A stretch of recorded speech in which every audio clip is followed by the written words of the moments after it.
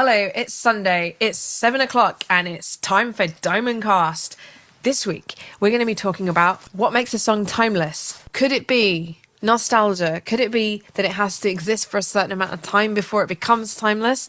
What is the philosophy around a timeless song? Can it be possible to write a timeless song by thinking about what constitutes a timeless song in technical terms? All of these things will be answered in this episode. Stay tuned, find out more. And also, if you are one of our patrons, then there is an extra delicious 15 minutes where you might find out what songs Diamond Black consider to be their own timeless songs. Stay tuned, find out, and subscribe and like.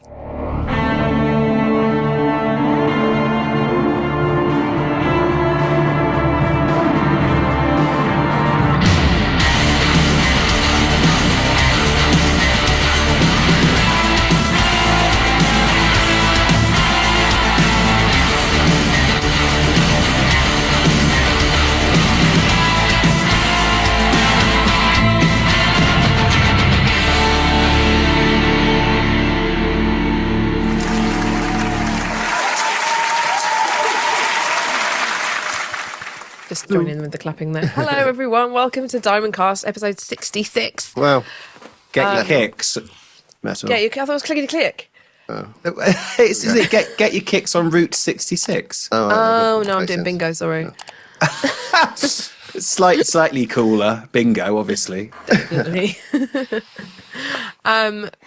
I am wearing the jacket I wore on the very first episode of Diamond Cast, and when I interviewed you guys at Hellfest. Cool. Just thought I'd let you know Very that. nice. That is nice. Tell us a bit about that jacket. Where's it from?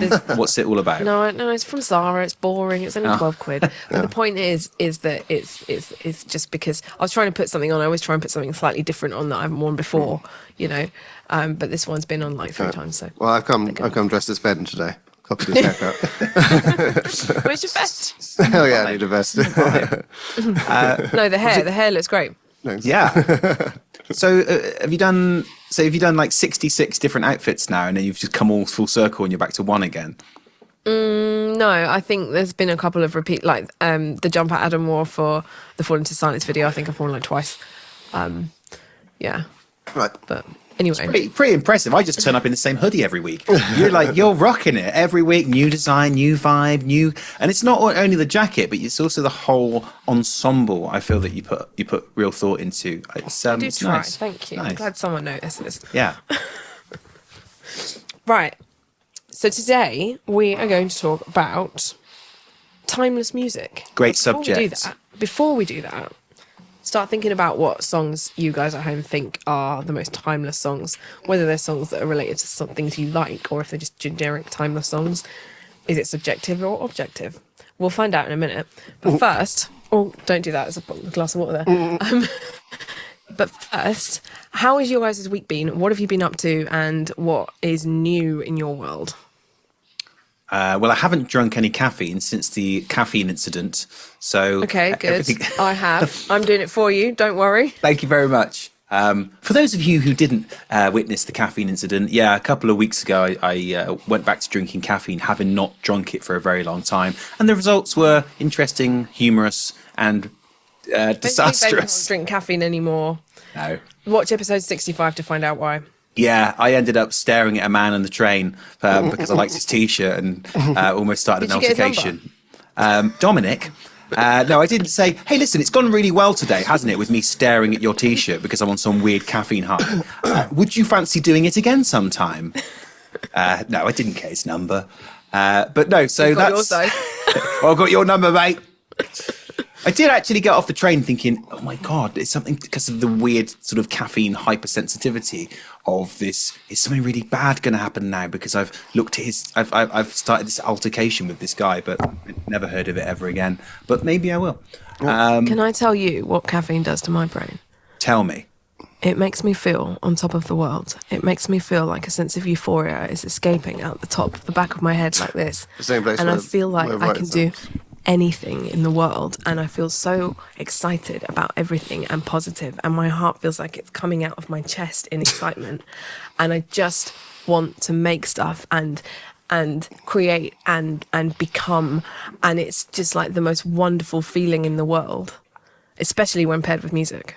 the two together are like indescribable feeling. I can do anything when I'm doing this. It's just the most fabulous thing in the world. So how long does that feeling last? And are you able to harness it in a practical way of, right, now I'm Yes. doing something? That's Yes, great. that's why I drink Red Bulls during work time. And then I go into a trance and I do my work and I come out of it and I'm like, work's done. That's good. And it's actually good. That's great because I get the same with this. well, I was about to counter that. I was going to say, with alcohol, certainly my experience is you think you're really good, and then you look back and you're like, oh god, that was awful, because it's like sort of an altered mind state of confidence. Whereas caffeine, I think, is more. Well, you still remember everything that happened, and you're still acting within like a sensible framework. I think Depends how much alcohol you drink, because I could still do the same sort of thing. Yesterday I was writing my book and I had 2 pints of beer over the course of like maybe 3 hours, and then afterwards I was like, oh, this is it. I still can't make the same euphoria. I was like, I wish it was a Red Bull, but you can't really drink Red Bull that late at night because it sort of lives in your head, and then about 5 a.m. it kind of comes back at you and it's like, hey, remember that thing you said in 1994? Right. Oh well. But yeah, anyway, caffeine. So, okay, Adam, what have you been doing this week? Yes, that's what I was going to. Well, about a month ago, I decided I set myself a mission for the entire year, right, randomly, because after we played with Lesbian Bed Death, they had these, on their merch decks, they had these really, disc things, and they're cool. And they said, oh, yeah, we 3D printed them ourselves. So I was like, oh, that sparked a little idea in my head. So I set myself a goal for the year to learn 3D printing, right? And by the end of the year to 3D print a bass guitar so that I can play hopefully at a gig. So I set myself a big goal. And I started blogging it about a month ago, although I haven't actually put the post online. So I've been doing a lot of 3D printing. It's fun, like printing out this nice box. What's it for? This is for like a CD rack. So I'm just getting into it. So I know nothing about it a month ago. I've been learning it. No, this week I did my first dip into modelling, 3D modelling.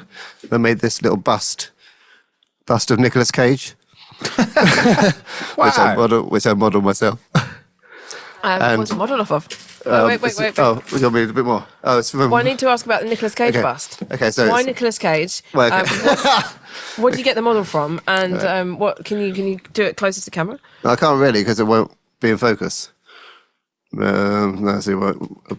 Oh yeah, there. Somewhere there. Wait, so he's got his mouth open and he's doing a face like that, like that So meme, it's right? Nicolas Cage face, it's from Vampire's Kiss. It's one of my favourite Cage faces. And so I had to model it. I had to get his face and then turn it into a 3D model and then make a bust for it. Then I wrote Cage on the bottom, and then I 3D printed that. it's like some sort of bizarre award. Yeah, it's my award for watching the latest Cage films.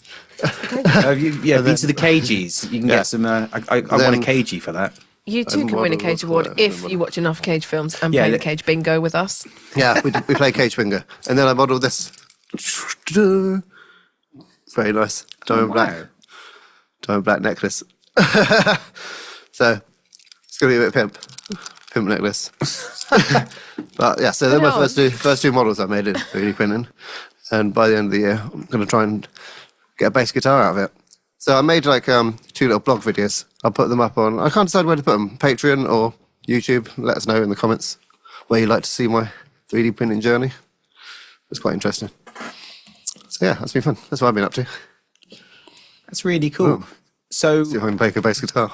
you basically have to tell it what to do, and you have to have all the dimensions and everything, and then it creates it from what you've told it what to do. Yeah, I have to make a model of it. Well, these ones use custom, like what I model myself. Some things you can download. It's pretty fun. It's quite a learning curve though. So with the bass guitar, you'll have to create every single, what would you call it? Part of it, like every screw, every wire. I don't know if I think the neck will have to be wood. I don't think I'll be able to do that. Like the neck, because I don't think the strings will take the tension unless I figure out how to print in carbon or something, carbon fibre. But yeah, well, that's part of the journey. I'll find out. Watch this space. That's pretty awesome. I just got this Yoshi out because Adam 3D. Oh yeah, I made that Yoshi for Natalie as well. Yeah, look. Wow. It's like perfect. It's like exactly. Imagine him like walking across the screen in a game. There you go. It's well So he's good. just gonna sit there. Yeah. It's really Sounds pretty fun. fun. I can't go any closer to the camera because I made loads of shelves and shit like that as well. So On the I've other been side, though. organising all my shelves. It's really sad, but it's fun. And we made plant pots, didn't we? And Yeah.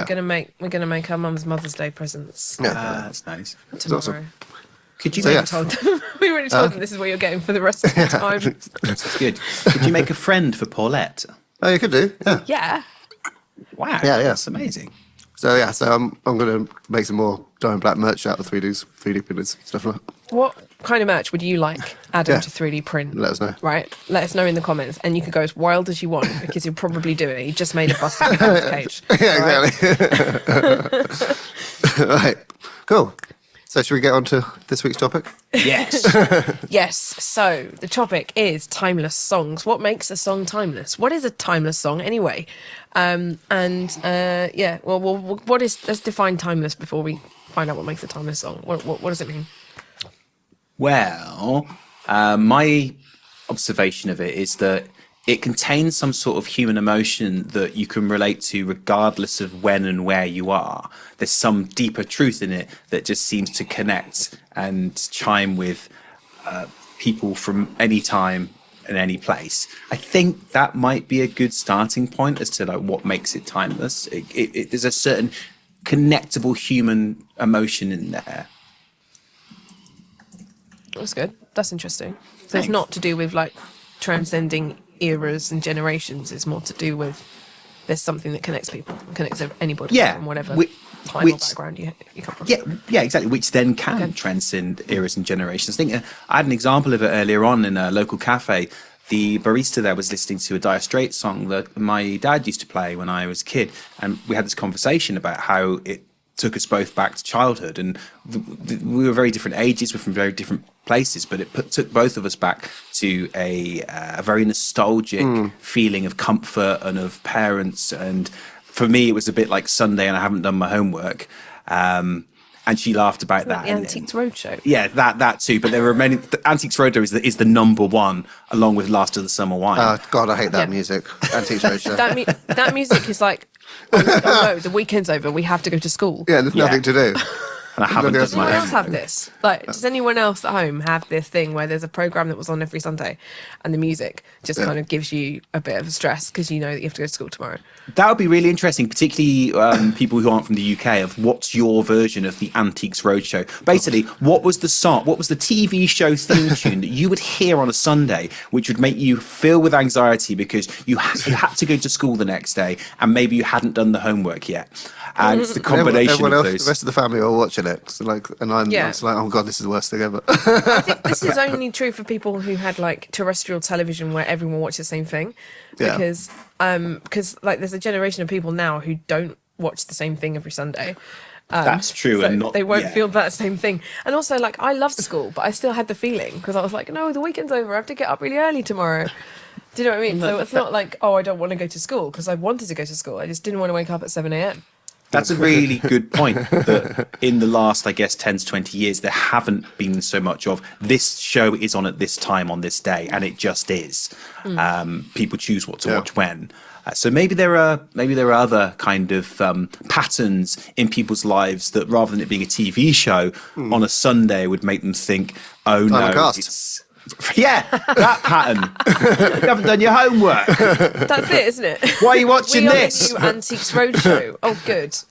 That's a good tagline. So for the non-terrestrial generation. So I chatted to her about this song that both of us had heard in very different times in very different places, but it did a similar job. So therefore, that song perhaps could be considered to be timeless. And it's a Dire Straits song, Romeo and Juliet. And the nature of the way that Mark Knopfler sings is he's very kind of spoken word in his delivery. So it feels very much like he's kind of in the room and he's talking to you. She describes him as a slightly more melodic Bob Dylan, which I kind of agree with. And that very kind of forward vocal style could be something that connected with both of us on a very primal level of this person is speaking to me, whereas maybe a more histrionic vocal style doesn't have that intimacy that delivers the kind of universal truth that something like the Mark Knopfler voice does. Because technically he's not a good singer, but he's a great vocalist. I've got a couple of questions to help this definition. First of all, does a timeless song have to be old? Oh, I was thinking. Yeah, because the ones like Ben says about feeling nostalgia. Nostalgia is quite an important feeling in a timeless song. But also, does it have to be like universal? Because I don't know the song that you're talking about. So, is it timeless to you or timeless in general psyche of Well, yeah, that's the thing. Is zeitgeist? timelessness subjective? Yeah. Because people always say, enjoy the timeless classics. Yeah. And well, like, Yeah. I think timeless music is like classical music, right? Because it's endured for centuries, whereas anything that's coming out now, we don't really have any proof of whether or not it's going to endure, so we don't know. So are we looking there at three possibilities with timelessness? Is one, timelessness can be defined by whoever listens to it whenever. If it's timeless to you, it's timeless. Yeah. Two, it has to be somehow like an authoritative body has to say this is a timeless song. Yeah, like really well known. Enough people have to go, this is a timeless song, in order for it to be considered timeless. Yes. I don't think we're going to get an answer for I don't that. think we're going to get an answer. No, it's a discussion. But Because, like, I mean, yeah, there has to be. I think it has to be an old song, and it has to be like one that everyone knows. I'm thinking like a Bohemian Rhapsody or something like that. well, Like that something came up everyone for knows. me. Naturally, that came up for me. So that probably says Well, then already. yeah. Right, hang that on a we minute, both 'cause thought of Bohemian it. Rhapsody was weird at the time. Well, it doesn't. And Yeah, exactly. Well, it also doesn't really fit the doesn't fit specific genre. time it's made or Yeah. genre. So it sort of sits outside of everything anyway. So is it instantly That going makes to sense. be a timeless classic if it sits outside of categorization when it's made? Maybe. Well, yeah, because if it doesn't sound too much like the time that it's in. yeah. But then you could say Elvis has got loads of timeless classics, and they sound super 50s. So I don't know. Well, do they sound dated because they Maybe. sound 50s? What's the Maybe. difference between a timeless and a... Because you can have a timeless dated song. I think we're making or it can harder you? for ourselves. Well, no, because if you know, there's a lot of songs that came out in the 80s that sound proper dated now, right? And if you wrote a song that sounded like that, it would be like, oh, you're writing in the genre of the 80s rock, right? Same as like 70s. You can go, oh, that sounds like a decade. When we Maybe have the decades. timelessness of it comes from the fact that with the 50s stuff, that was sort of the first time where particular specific recordings were being widely distributed. Whereas before that, songs were written and performed maybe in the theatre, and it was different performances every time. So 50s songs, because it was the initial era of them being widely distributed and lots of people listening at the same time, therefore that's why that decade can still be called timeless, even though, as you said, it was very normal for that time for those songs to sound that way. They didn't stand out so much. Yeah, it's a difficult one. And what was the other thing that Okay. you said? One was about the about who and why do we define timeless? What was the other question that you asked? Just Remember, then? it's just it has to be personal with you or for big enough scale. Yeah, Or that is was it one nostalgic? question. 'Cause it's nostalgia. So it's nostalgic for one person. Well, you also said like a can't remember what I shared feeling of comfort. Oh or a yeah, shared well, feeling like it should have some sort of universal human emotional emotion Yes. or connection or something like that. Something that So- appeals to everyone else. That one is more prevalent when you think about films and stories. So stories, books that become timeless, they become timeless because they have a common story trope or story arc that Yeah. humans can relate to Human across condition. generations and across Yeah. countries and cultures, which is usually sort of human endeavor, human achievement or plight, or there being a threat and them overcoming it. So that's why films and stories become timeless. It's different to music, so. Because there isn't really a story so much in the music. But when you talk about Bohemian Rhapsody, what a bizarre and interesting example, because it's a song that is half ridiculous Yeah. and half extremely emotional. Yeah, it doesn't really have a plot, really. I mean, No. I don't think it has a plot. I mean, it's Does, he got just lots killed of a man. little You plots. You meet him when he's just killed Yeah, a but man then it and goes he's all off. confessing it goes to his off- mother. Oh, it goes off on one, doesn't it? No, that's not really exactly a universal connection that most people can relate to. But you Like, can oh, I relate just to murdered his- my mum. his story. Can't you relate to his sorrow though? Because you think, oh, what a horrific thing that must be, and then to actually come to really? terms with it, take accountability for it, and tell the one person you're Oh, telling he didn't in kill the his world mum, is did he? your He kills the mum. man. Sorry, my bad. Sorry, I've got the lyrics wrong. He doesn't kill his mum. He kills the man and tells his He mum. kills a man and he tells his mum. It's his confession. Maybe it's more about the certain individual lines that we draw out of these songs that we then apply to ourselves. Like, if I'm not Galileo. back again this time tomorrow, carry on as if nothing ever really matters. And nothing really matters. Anyone can see. I think Those that's very the bit that simple connects to people. lines. Yeah. That line connects to people. It's like different parts of the song. Yeah, whereas as Nat just said, yeah, Galileo Figaro isn't really like, God, I really feel that. I think, I mean, each line could be attributed to a different. I think it's like a fever dream that he's having, right? And Yeah. he's just gone like insane with the psychosis of having done a murder, and now he's like, because he shot him right in the head, so he's quite close. But you're naturally a very analytical person. I've never thought of that. I've just thought, oh, what an interesting song with some really emotional and stuff in it. But I'm not sure. It'd be interesting. Your average listener, do they really understand what the song's about? Or do they just go, that's kind of cool, that song. It makes me feel something. Because Freddie sings it in a very emotive way, and the performance is generally very emotive. I think all the songs that I can think of that I would say are a classic. I'm trying to think of other ones that would be universally accepted. I think like My Way or like Imagine, John Lennon, something like that. They're all from the Imagine's same got sort a of lot era. They're all like 60s, 70s era. Like could you have like Nevermind or like that as a timeless classic album? Was that too modern? Albums can be timeless. Maybe it's like one of those things whereby once something gets to a certain age, it can enter the timeless zone. But Ted needs to be 20 or 30 years. So I would say that people would argue that certain Nirvana songs are timeless now, because that's what 30 years ago, 35 years ago. But at the So, time, yeah, it maybe was so brand new. Grunge was like, what? And people were like, this is a new sound. So how would you wouldn't call a new sound timeless at the time. You think it was like, it's all the range. Well, because it needs to persist for a certain amount of time in order for it to become timeless. You can't say it's timeless unless it's been around for, let's say, at least 20 years and people You are still can't write a song and playing. be like, this is timeless. And be like, sound like an idiot. Confidence. You'll see. Unless you're a time Yeah. traveller, which goes back to our conversation last week. There's a song, bizarrely, that I've heard so many times in the last few weeks. It just keeps getting played. It's Everybody Wants to Rule the World by Tears for Fears. Cool. I just seem to hear it everywhere. And it's why? Why is it about that song that people just keep playing all the time? I think it's a good song. It's not my Quite favourite song. appropriate. Yeah, I But, feel like they probably put it on because they think of what's going on with the world at the minute. Yeah. I heard it on I was flipping through Instagram, and I follow lots of nostalgia pages because that's probably a bad thing. And one of them was like loads of photos of like the World Trade Center when it was like the restaurant, all people bustling around and stuff, and it was that set to that background, and it just felt so, it had this like late 80s vibe, and all the people were late 80s yuppies in New York and stuff. And it just evoked the sense of like, this other world, this world that I've never been part of or like didn't know existed, kind of thing. But you still felt a sense of like, oh, we've lost this. That's interesting. So you don't feel nostalgic because you never went there. But Yeah, I there's can't sort of feel nostalgia nostalgic feeling. for something that I didn't experience. But I do feel like I still feel nostalgic for things I didn't get to see, like the Concorde. Cool bag. Nice. I Some can things see it just 60,000 feet below. like some things can make you feel nostalgic for something that you didn't experience. That's a really good example concept. Do you know the song? I can't remember who it's by, but it's called "Windmills of Your Mind." And How does it go? Sing it.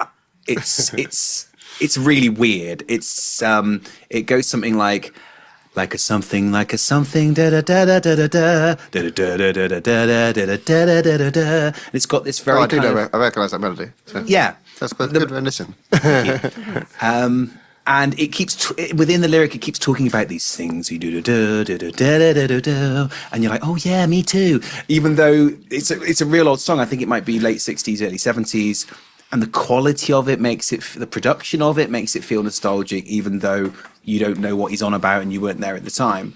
And I guess a melody can be nostalgic in itself. Another example is like "Hello" by Lionel Richie. Always makes me feel very nostalgic. I do remember it like when I was a kid. But I never think of it as a song about a relationship. I just think about a song that's about sadness and the chord progression in it, the delivery, the production, the pace of it. It just feels very reflective and mournful. That's quite universal, like emotion that everyone can understand. Yeah. That's true. I'd say that's quite a good example. Yeah, so maybe it's the emotive feeling that the song creates rather than the lyrics or the actual song itself. It's just like everyone feels the same sort of thing. And Like also, Nothing Compares to You, something like that. and how much is it to do with artists? Because a lot of timeless songs just like one-hit wonders, aren't they? Rather than it being So because not it's about by the that artists person. themselves, it's about Yes. the feeling so you don't even need to know about the artist's personal struggle or the authenticity with which they wrote the song. No, You that's why I just thought need to Nothing Compares to You attribute is the exactly what authenticity you're to talking your about own now. personal experience. So does that mean, so two questions. So one, I'm thinking, is it dangerous to give people a sense of nostalgia for something they didn't experience? Because then maybe they'll try and preserve something they don't know how to preserve. Or is it a good thing to unite people under a common sense of the same emotion? Yeah, if you can create a mood, like say, first one that's come to my head, It's Coming Home, Three Lions, made everybody feel euphoric and united at that time. Yeah, and you can play it every well- 4 years. That's a shared emotional experience through a song, isn't it? Fuck yeah. And, England. but also, none of us were there in 1966, so we don't know what it ever felt like to come Yeah, home. True. Yeah. But we still think Definitely that don't what know we what got- it ever felt like. We've got Never the will. parents, right? Yes. We got the you know, they told us about 1966 and about how, you know, everybody was out on the streets and it was a magical time and it was something they passed that sort of euphoria down to us, and then the euphoric song came out, which is probably why it was written in such a euphoric way, right? Because In fact, our international fans still having a go at us in the chat now. Yeah, so context. In 1996, in the European Cup, a song was written called Three Lions, which celebrated the history of England's football team. Yeah. And a lot of the lyrics talked about past England glories, the biggest one being 1966 when we won the World Cup. So within Against the Germany. lyrics... In England. which was Yeah. important. Because So there was all those there was still a root from the World War II, right? So there was Yeah, still, it's like, a only big deal. 20 years later, isn't it? So Yeah.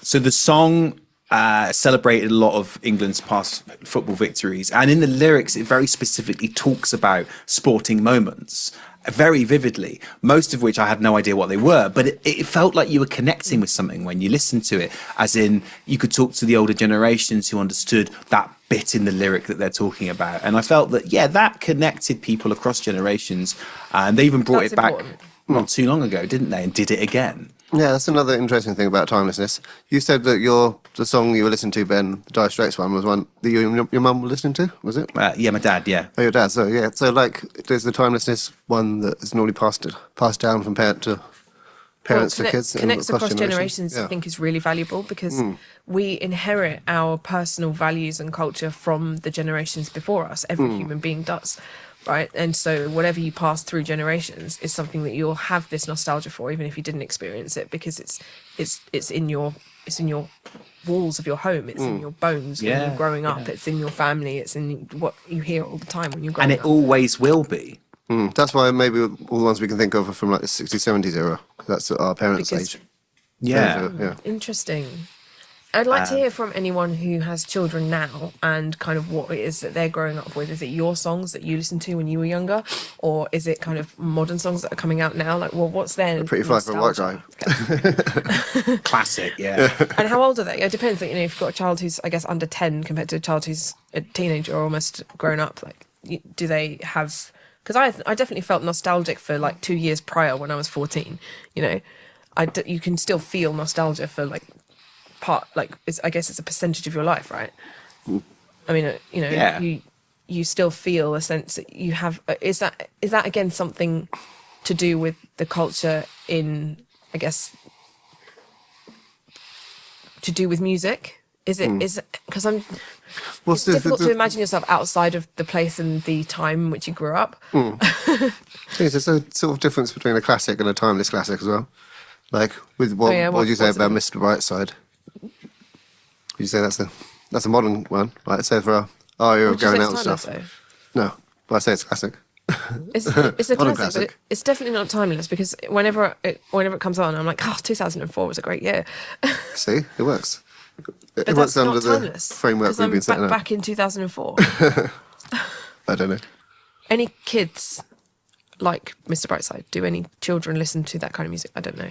And so do you mean that with Mr. Brightside and that, it takes you back to 2004, but it doesn't make you think of any other time apart from 2004? Is that what Well, you mean maybe by the subsequent years in which I danced to it at other parties when we were like, yeah. But I think, again, because that's when I was 16, 17, right? So when you're coming of age, we talked about this many times before, when you're coming of age, the songs like stick in your head and those songs become your sort of soundtracks that you listen to over time. So I'm clouded with that.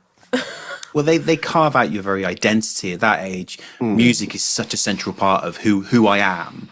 And if I like this, then I am this. And if you like this too, then we can be friends. Yeah, it's quite an important identifier and a way that makes you part of a collective as well. And so those years, I guess, probably from maybe when you're 8 or 9 up until your early 20s are the definitive. That's the music that you will always love and always connect with. And it can often make you feel safe. Sometimes if I've been in a situation whereby maybe I've been anxious about something, I've listened to some past music because it reminds me of a time when I was safer and I feel still connected to that safer version of myself. So it can be quite grounding. Oh, that's like that. interesting. Really interesting. Well, like, I think you can do that with, like, sorry, if you listen to, like, Blink-182, I remember, like, because that's, like, when you're 14, 15, revealing my age, but, like, you know, future's in front of you and there's no sort of worry. So that kind of last bit of childhood before you're going into being an adult. That's why. Yeah, and that's quite a suitable band for that feeling because they really convey that energy and that excitement. I wonder if people would feel differently if we didn't have mandatory school until we were 16. Because I always remember being at school, and that's the only time I ever counted down time, right? I used to count down how many terms we had left, right? So in year 9, it was like, oh, Natalie loves school. I know, I loved school, but I wanted to go out into the world. I really love school, but I didn't want to have to be there. I was like, it's slow. I'd like to finish now and go and get a job and do things and be an adult and do my own stuff. Like, I wanted the power, and I didn't have any power as a child. You didn't have power to earn money. You didn't have anything. You know, they wouldn't even let you work until you were 16. You had to go and like do the folding in the stockroom and stuff until I turned 15 when I was working in the shop. Sorry, 16. But the point is like if you don't, is because we all kind of come of age at the same time because we're forced to do that through mandatory school. But if you were like homeschooled, for example, does nostalgic music center around the shared experiences that you have as a teenager just because you're a teenager, or does it center around the shared experiences you have in the school system? Right. So do you need to be part of a friendship group or a collective in order to have that nostalgic connection with the music? Can you do it if you were just by yourself? I think you can. I think it's about the development of your brain at that time, and it's being very open to these stimuli and how they give you a sense of identity.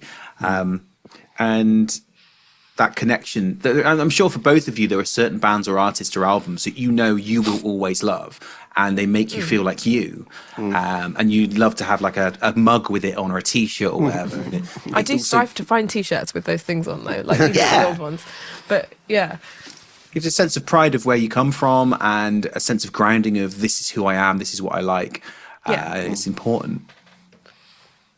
There we go. Do you think that production has an effect on whether a song is timeless? Yeah, maybe. Because as we were saying, certain things can really date it. So even though the song might be good, you're like, listen to how 70s that is. Do you think I thought that'd add to it, to be honest.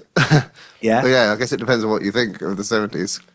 Because I was thinking with the 70s for production makes it more timeless, but then I guess it could make it more dated. Like a Ramones song. Right? Imagine if that was produced now. Most production is awful though. One of the best bands ever with the worst production. But I think like it doesn't even matter what instrumentation you have in it. You can have like a folk song. Like that's why like Bob Dylan and the Beatles and stuff come into it a lot. Quite simple. Is it more timeless if you don't use like the modern, you know? Yes, actually that's another good point because it's all like instruments, very not much electric. No like synthesizers and stuff. So it's quite more. Electric evolves faster, and so you can date it by how quickly, because technology evolves. Also, I guess the sound of an acoustic guitar is pretty similar across the decades. Yeah. And the sound of a voice on a microphone too, pretty similar. Yeah, Whereas simple. the other stuff, the other production Start value, auto-tuning everything. yeah, the other production value can date things a bit more in terms of which particular keyboard sounds or drum sounds were used. Which is why maybe something, it's a bit like film, isn't it? So say a song that is a singer and an acoustic guitar and it was recorded in the 60s, that will still sound to a certain degree very authentic to what it was. It was that person singing into that microphone. Whereas something from the 60s that has lots of layers of production on it, you might lose the actual sense of the voice itself. So like a film, or if you were to watch someone do a monologue on a blank stage in the 80s, you could still respond to that personal performance in a way that perhaps if you watch that monologue from a mid-80s movie, that then they're trying to make it look like they're on a spaceship and it's really badly superimposed, and you kind of disconnect with the authenticity of the emotion because the trappings of it are distracting you. Maybe it's just about something, if it's just a simple voice and one instrument, it can transcend and become more timeless. I think so. Right. You got any more questions for us, Natalie? Well, yeah, we're talking about production. So, could you get a song from the 60s now, like you guys who can take songs apart and reproduce them? Could you get a song that was recorded in the 60s and produce it with like modern day production and synths and drums and so on? Or would it sound like it was made now, or would it just enhance the original? What would it sound like if you did What do you mean, re-record it or remaster the original recording? Remaster it, like keep the original voice, the original recorded instruments, but just master it. And didn't they do that with some Beatles stuff that they discovered many years later?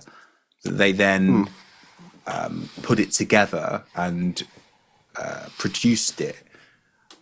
Didn't they do that? I think a couple of albums have been remastered. I know Were they we're talking trying to about do before War of the Worlds. That one has. So done that, remastered that one. But like, were they trying to do it to keep faithful to the original, but just make it sound better? So I feel when like you they restore a can painting, never just help try but to adding make more it- stuff in. Yeah.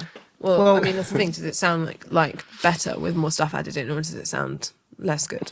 Well, this was an instance where this stuff had never been heard before. So they were they'd found it in some sort of cutting room floor or whatever, and they'd be like, right, we've got these Beatles songs that had never been heard. So I think in those instances, they wanted to produce it kind of as if it had been at the time. I feel but people with, would complain if they didn't do it, if they made it Yeah. with modern production. They'd be like, it's not how it's intended. yeah. So Well, I mean, you could just ask Paul or Ringo; they're still alive. Maybe. yeah. And they were probably involved in it, I imagine, in I'm terms sure they of were. bringing that song back. So that's weird, isn't it? Because it's like the recording existed in the 60s, but wasn't heard until now. Does it retain its authenticity because, yes, it's still from that time? Or because it's now, it can only ever be seen through a modern lens, if we are now putting it together in whatever year it is, it automatically loses its aura, I suppose. If no one's heard it before, can it be timeless? No timeless. Well, because it was made in the 60s by the Beatles, a band that everyone considers to be, incredibly nostalgic if you were there, and also, everyone pretty much knows who they are, right? So, can you get a Beatles recording, a time capsule of a Beatles recording from the 60s, and put it out now, and people go, oh, that's timeless because it's out now and it's from that time? Or will people like discovering a new song, so it can't be timeless because they've never heard it? Therefore, timelessness is nostalgia. Yeah, that's really interesting. So that just because it was from a certain time and has existed, it can't be timeless unless people have lived with it for enough decades to then it be in the public consciousness of what timelessness is. Maybe with songs like those found recordings, people were like, oh, that's cool, but then they didn't really listen to it many more times after that. It was more a phenomenon of, oh, how exciting, we've discovered this thing, but I'm not really going to keep listening to it in the same way that I'll listen to Yesterday and It doesn't catch Imagine on and because stuff. it didn't have an opportunity to cement itself in culture when it was made. Yeah. So actually it never will catch on. It will slip right through because it can't get that hook now, because now culture is different. It's moved on. Yes, So actually exactly. it's a flash in the pan, and it by definition can never ever be the same as something that came out when the culture was being changed by that thing. It needs to exist within the original cultural framework for it to then become a timeless entity. Yeah, so if like Paul and Ringo made a song now, right, Yeah. then it could potentially, because it's them after having, 60 years of their life and their experiences and their knowledge put together. So it would be a lot, richer than if they Maybe. remastered something from the I'm past. thinking people would. There's too much expectation and too much other things to compare it to. The people be like, "Oh, it's not as good as this," or it's like, Yeah, and then you come back to the old classic of can a classic band, like a real heritage band, make a new album and it still be as well received? Or is it always going to be like, yeah, it's good, that ever but... I think a number of Think of a bands band where that's happened. made. Saints of Los Angeles, Motley Crue. That's a good example. That is. I mean, there was only 20 years difference between that and Dr. Phil. Quite a good reinvention there. It doesn't sound Yeah. like 80s. It sounds like the era, It's modern, true. when It it came does out. sound very Oh, much it's good. like the mid-2000s. Oh, hello. Very good. That's really interesting because that's a song, or the songs from that album will be played and were played alongside all the other classic rock dance floor fillers, I think. Someone's got something to add. That's what Harley thinks. Yeah, somehow that reinvention managed to become classic, and things like what's that song? I'm on my way home, sweet home. That's from that album, isn't it? No, that's from Theatre of Pain, 1986. Is it? Yeah. Yeah. Well, that's me corrected then. I thought that was a newer song. Okay, fair play. They might have re-recorded it for a bonus track, but I don't think it's on Saints of Los Angeles. Wow. But So- but yeah, that album 2007, as you said, did fall into the oeuvre of these are classic songs. We will play this song from this album right next to a song from the 80s. Yeah, so it can be done. Be done. Right, she's going to have to stay So, up here now. you What's were the carry on saying- with Harley here? You guys were saying earlier about different things that could make a song timeless, and it could be to do with the way it's written or certain hooks that make it euphoric or nostalgic or something like that. So can you set out to write something that could become timeless? Well, it's a bit like saying, can you write a Christmas number one? I think Write a Christmas song, though, you're sort of halfway there. that is, I think, how do you embody? I mean, the Christmas one's probably not a very good example because you just put sleigh bells on it and talk about sleigh. But how do you make a song timeless? How do you do it? It's like somehow have to be able to look 20 years ahead and go, what is it that I'll No, you do can't do now that. that will Yeah. resonate in 20 Or you'd be years? writing in an old-fashioned style, so then you'd actually be more like a, not a parody band, but like a... But then it won't work because it didn't happen at the time, because we've just established exactly. that it can only happen if it happens when the time the culture is happening and changing. So if you write something in an old style, then it won't be timeless because it will be like a copy or a pastiche or an homage, right? Yes, so not actually representative of the time. Maybe it's just about trying to be true and this comes back to what we talked about a few weeks ago regarding lyrics of if you're just trying to emote something that you really feel at the time and doing it in a way that isn't too self-indulgent, that rather than it being this is how I feel, it's this is how it feels, then that's something that can cascade across the decades, just a very authentic, non-self-indulgent truth. Maybe that's the You're way just a that bystander or an observer in the thing you're telling, which makes it more filmic and more like a book, right? Because an author isn't usually talking about themselves; they're talking about they're a bystander in a world that they're observing and putting you into it. Yeah, well, there must be songs for you guys that no matter how many times you listen to them, they still make you feel emotional. It doesn't wear out. One for me is Queen, The Show Must Go On. I think it always makes me feel... That's synth, though, isn't it? It's that minor, like... Yeah, it just always gets me every time. It will not run out. It will not wear out. And Especially because if Freddie Mercury's like knew he was dying when he was singing yes, it. so that's it. He is conveying something extremely primal of truth, of like facing mortality, and that makes it timeless. It's something that can then exudes from the song itself that still gets us now, whatever it is, 30 years, 35 years later. So it's all about emotional connection, really. Or emotional. Yeah. And authenticity. Do we believe in it? You can hear his like pain of he's not finished with life yet, but he knows that that's it. You can hear it in his voice at the end. It doesn't sound like any other Queen songs from before that. No, that's true. That's very true. Yeah, it's because I don't know a great deal about Queen's back catalogue. I tend to think of them as generally kind of pop rock songs rather than super emotional songs.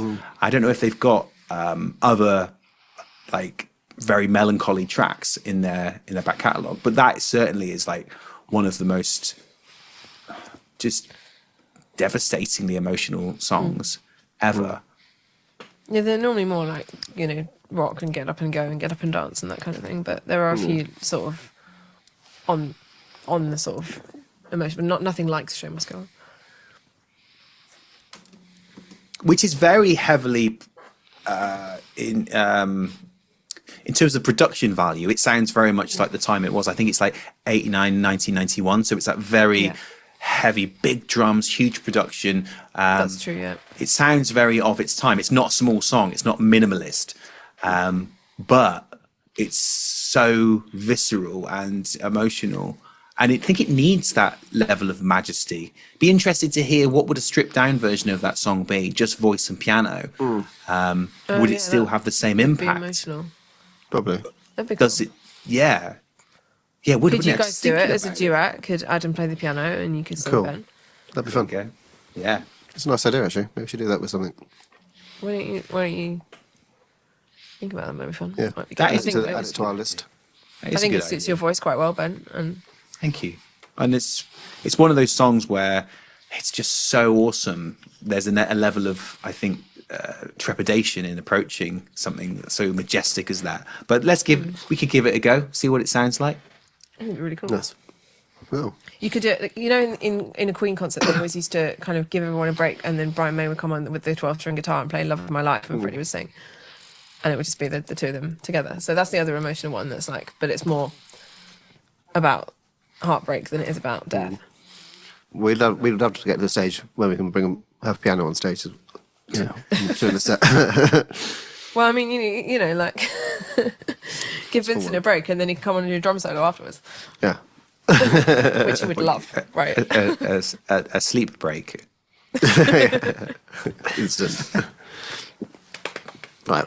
Cool. So you can't consciously aim for timelessness, but you can write something authentic and be open and true and honest to yourselves, and write something that's about a common shared human emotion or what it's like, the human condition, that will generally speak to people from all different ways. So a lot of people interpret things in different ways. Yeah.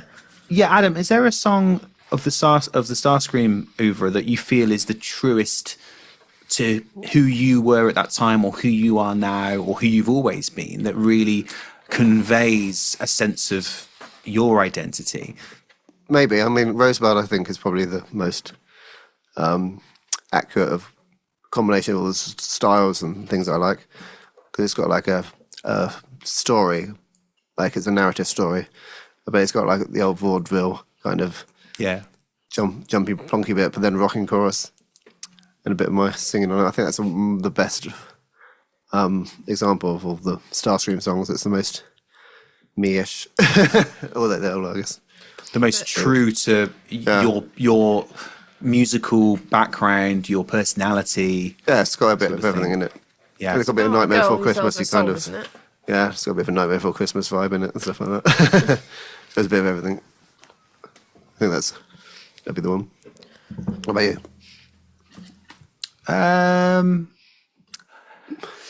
What a good question. I asked a question, I don't have an answer for it.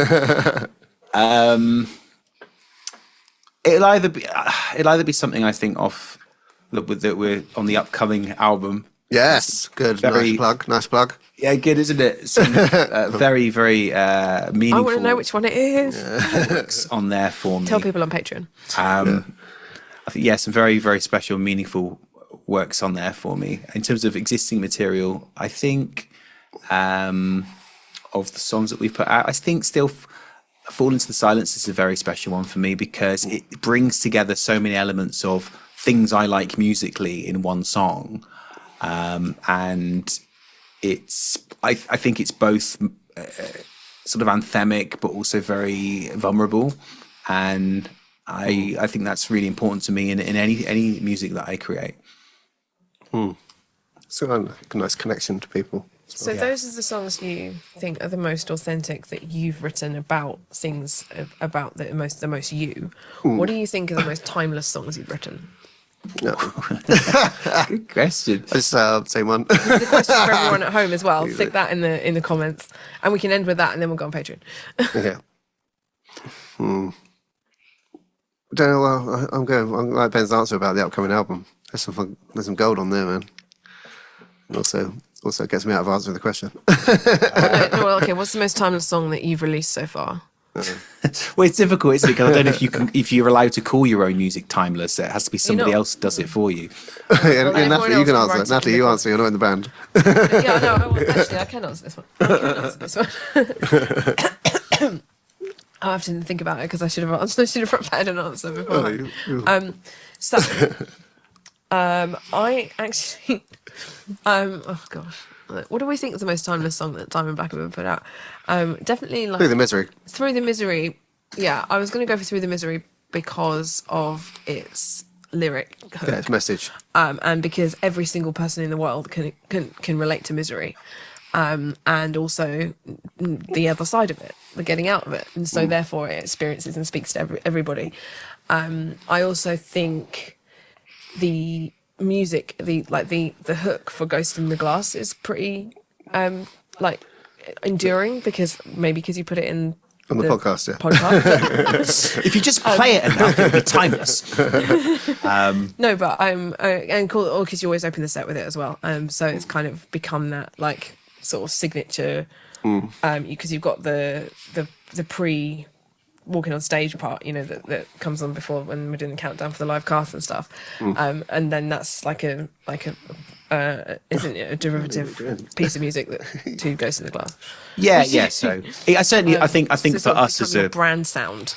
Yeah, and it's also the walk off as well. So I think with the walk on, the track itself, and the walk off, it has a lot of memories for all of us with the band and with you, Nat, of the shows and of the touring and the tension before, the euphoria after. There's a lot of emotion connected with it. I get that as well because when you do the live cast, it's going on. And I'm like, oh, the music. But then afterwards, I feel excited about it because I'm like, oh yeah, we did that. That's nice. So you must feel that like 10 times more because you're actually playing.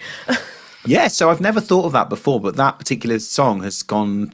We've experienced a great deal of emotions with that piece of music, and in all over Europe.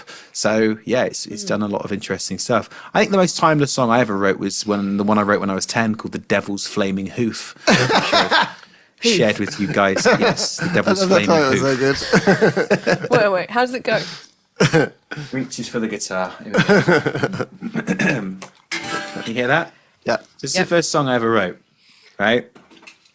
Obviously, you need a guitar player, got to do this properly. So I was really into AC/DC at the time, which is why I had the devil in it.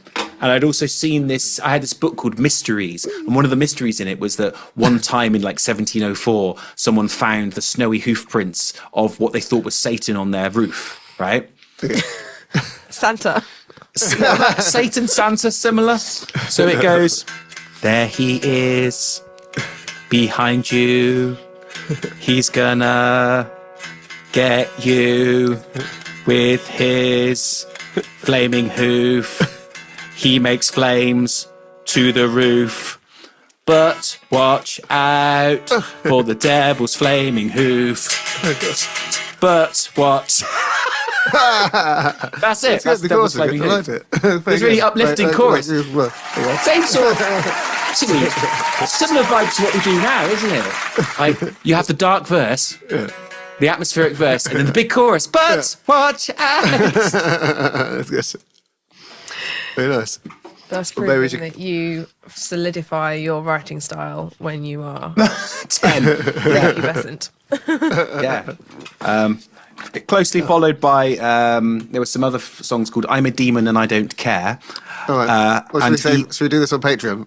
Yeah, let's do this on picture. Yeah, let's do this on and Patreon. Evil Dragon in brackets on the Mound of Gold. Cool. So it's Very brilliant stuff. Tolkien. It was a bit. It was obviously inspired by that. So, Nice. That's pretty cool. All right, guys. there we Should go. we do the old switcheroo to Patreon for another Yes, 15 please. minutes? If you enjoyed that episode, don't forget to tell your mates and get them to like and subscribe and just Watch out share for the Diamond flaming Cast. hoof. Watch out for Satan's flaming hoof. Yeah. See you later. See you later. Thanks for watching that episode of Diamond Cast. It was absolutely amazing to see you all, and I can't wait to see you again next week. Give us some suggestions for a topic that you might like to hear us talking about next week. Otherwise, we're going to be talking about something else equally philosophical and potentially tinfoil hat worthy. We'll see you next week. Bye.